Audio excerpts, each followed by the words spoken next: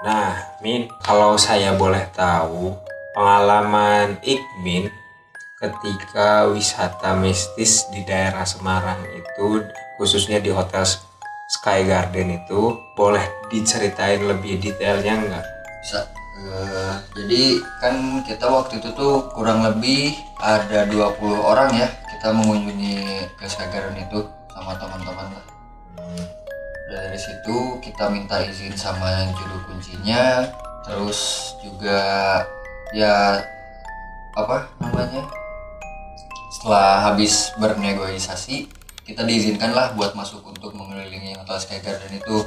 Nah, itu biaya masuknya kira-kira berapa, Min? Waktu tahun 2012, 2018, 12 sih. Kita waktu itu sih emang apa ya, kita emang ngumpulin si kelasnya kita dari kurang lebih 20 orang itu buat si bapaknya, buat si juru kunci itu, buat ngelilingin Hotel Sky Garden itu. ya, buat keliling Hotel Sky Garden itu. Terus lebih detailnya kayak gimana oleh si bapak diarahinnya, mungkin dari lobi atau dari Ya kita jadi kan dari parkiran tuh kita dituntun, kita diceritain bahwa ini tuh dulu lobinya yang nggak boleh dimasukin sama kita karena konon katanya tadi ada selendang merah itu atau kuntilanak merah.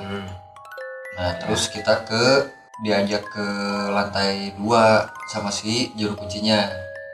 Diajak ke lantai 2, ternyata di situ isinya tuh kayak bekas-bekas kamar gitu ya. Kalau yang saya lihat kayak bekas-bekas kamar gitu, dengan tembok putih, udah lembab juga, tapi nggak berbau.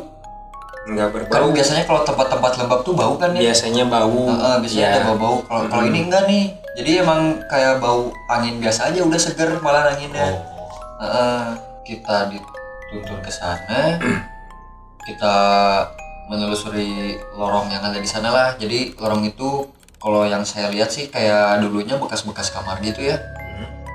Di kanan dan kirinya itu kita jalan sampai ujung lorong.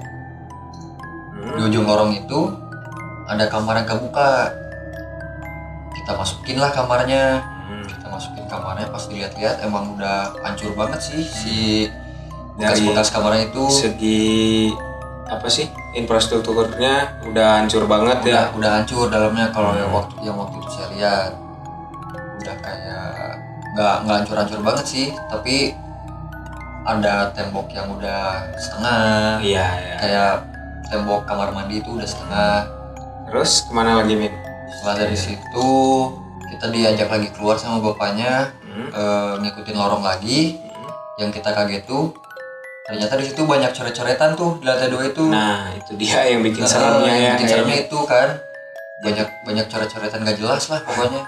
Jadi kayak bikin kesugesti ke kitanya gitu ya. Kayak bikin sugesti ke kitanya, soalnya emang gambarnya tuh kayak ya sosoknya lah. Iya gitu. kayak sosoknya. Terus ditulis namanya itu. Iya, ditulis namanya. Yang nggak boleh harusnya mah. Kalau gambar-gambar sih, tapi kebayangnya itu. Iya, benar, pasti kebayang itu, pasti kebayang. Kalau udah lihat gambar itu sih. Kayaknya serem banget. Kayak langsung ke trigger aja gitu. Kebayang banget itu sosoknya jadinya. Ada. Sumpah. Nah, terus habis itu di ruangan itu ke arah luar kan? Iya. Ke arah luar. Nah, kemana lagi kira-kira? Setelah turun lagi tuh kan dari lantai 2 itu kita turun, terus kita ngelewatin jalan setapak lagi, lebih ke bawahnya lagi, kurang lebih 3 menit lah jalan, 3 menit sampai 5 menit jalan, kita sampai tuh di kolam renang. Nah itu pasti perjalanan ke kolam renangnya apa tidak merasakan sesuatu atau ya yang lain? Enggak sih sebenarnya ya, karena kita juga saling pegang-pegangan lah istilahnya. Iya. Biar takutnya kan yang paling belakang ada yang ketinggalan, terus nyasarnya kemana. Iya, gitu. Takutnya kan udah kayak gitu ya, kita mengurangi hal-hal yang kayak gitulah. Pokoknya safety. Sampainya di kolam renang, dijelasin lagi lah sama si bapaknya, sama si juru kuncinya itu. Dijelasin bahwa di kolam renang itu tuh ada satu sosok yang ngejaga macan katanya. Sosoknya berbentuk macan. Sosoknya kata si bapaknya berbentuk macan di kolam renang itu. Ya. Nah, terus habis dari kolam renang itu si Ikmin ini dibawa kemana lagi sama bapaknya? Habis dari kolam renang itu kita dibawa ke ada salah satu bangunan lagi, mungkin kalau seingat saya sih itu kayak bekas untuk bilas ya setelah berenang. Tempat bilas gitu setelah berenang. Pas kita ke situ tuh emang tempatnya emang rada sempit ya, jalannya juga mungkin cukup untuk cuma 2 orang. Tapi emang masih berbentuk tuh jalannya, tangganya masih berbentuk, tangga-tangga batu gitu. Nah, pas di tempat itu tuh, tempat yang kayak shower itu, ya di situ adalah banyak banget bekas dupa atau sesajen yang kayak gitu. Tapi udah pada udah pada lama gitu, kayak udah bekas lama banget. Kalian kemana lagi sehabis dari kolam renang itu? Sehabis dari kolam renang kita diajak jalan lagi tuh muter. Yang saya ingat jalanan itu tuh cuman kayak jalan setapak. Si kanan sama kirinya tuh cuman emang kayak pohon aja gitu, pohon-pohon dan semak-semak itu ya. Pohon dan semak-semak doang. Kita nyusurin jalan itu terus kurang lebih ada kali 5 menit ya. Kurang lebih 5 menit kalau saya ingat saya. Terus tahu-tahu kita udah nyampe lagi tuh di lobi. Di lobi yang pertama tadi ada, kita ke lantai 2. Ada enggak sih Min? Tadi kan sehabis di kolam renang kan dari cerita-cerita masyarakat yang beredar, cerita mistis yang di sana itu katanya ada kerajaan gaib. Nah, diceritain nggak sih oleh si juru kunci di sananya? Kalau kerajaan gaib kita diceritain juga sempat sama si bapaknya bahwa konon katanya jadi di tempat itu tuh kayak ada portal kata si bapaknya. Portal itu tuh nyambungnya sama pantai selatan. Kata si bapaknya portal itu. Jadi kayak ada di situ kayak ada portal yang bisa langsung nembus tuh ke pantai selatan. Kata si bapaknya gitu. Tuh dia cerita dari Min ya, tapi kayaknya nggak bisa. Si Min ini kayaknya udah cerita pas pulangnya tadi, cerita sama saya, dia kebingungan cerita pulangnya. Nah, si Ikmin ini katanya tadi tuh lewat sini, tapi kok nggak lewat sini. Iya, ngerasanya benar. Seperti itu terus di sana tuh. Benar. Mungkin ya emang jadi fokusnya tuh ke rombongan gitu supaya enggak saling menyebar yang nyasar atau gimana. Jadi fokusnya ke sana aja. Jadi ya udahlah, yang penting mah bisa pulang dengan selamat. Soalnya kan emang saya juga pas di rombongan itu emang paling belakang berdua sama teman saya ngejagain yang lain. Soalnya kan kita ke sana tuh nggak laki-laki semua. Ada ceweknya juga beberapa. Nah, Min, tadi kan setelah dari Hotel Sky Garden itu ya, yang Ikmin rasain setelah di sana ketika kembali lagi ke penginapan itu gimana?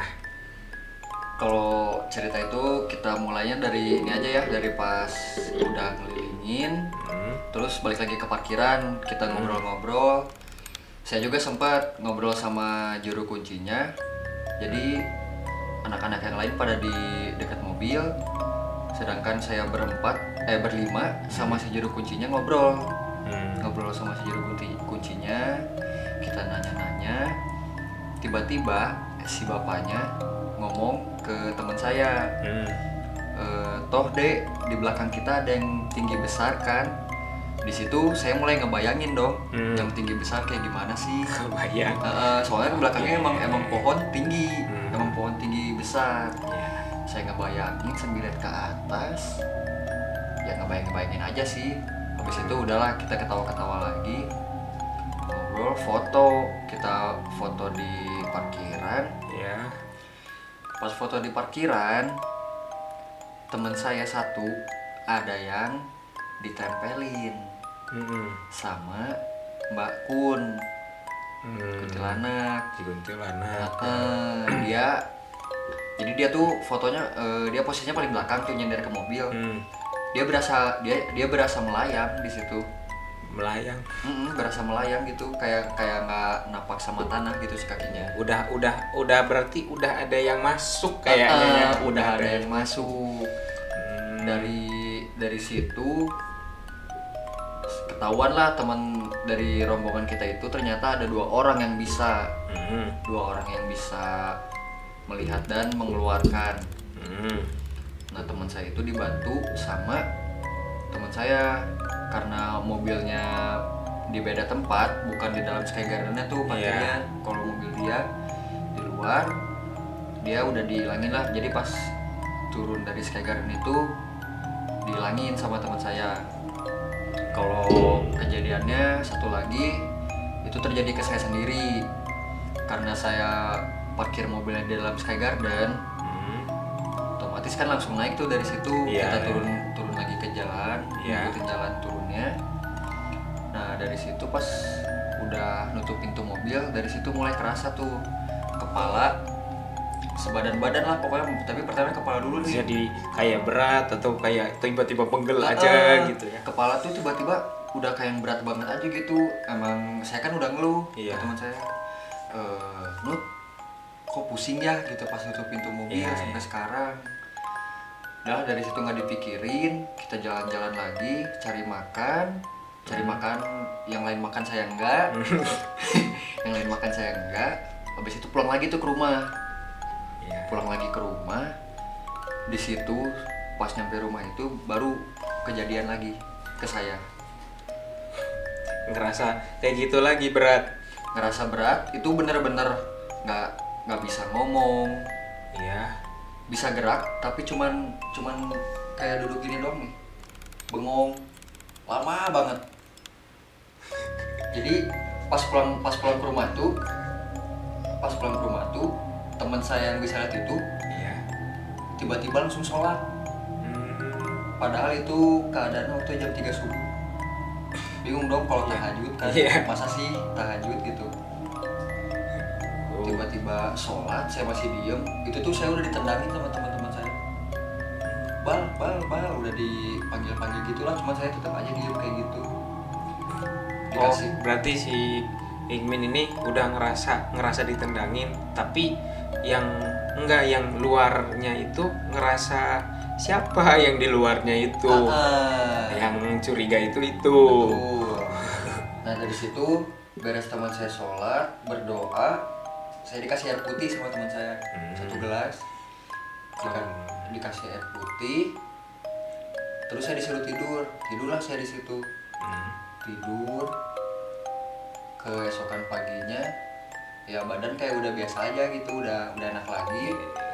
Tapi lihat yang lain masih tidur. Gitu. Berarti apa ya? Kayaknya mah.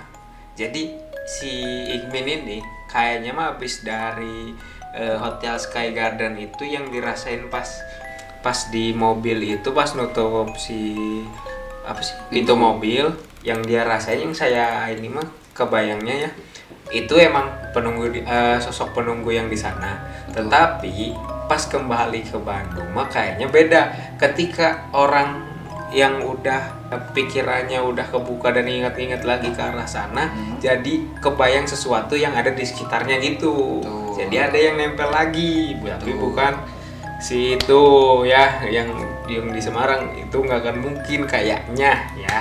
Nah, kalau misalnya mungkin nggak mungkin, kalau pas jadi setelah kejadian itu paginya, saya minta ceritain dong ke teman saya nih apa sih sebenarnya yang ngikutin yang nempelin. Nah, teman saya itu cuma ngejawab katanya itu tuh sosoknya baik, dia tuh cuma ngejaga doang, ngejaga saya doang. Tapi saya nggak tahu kan gara-gara apa gitu.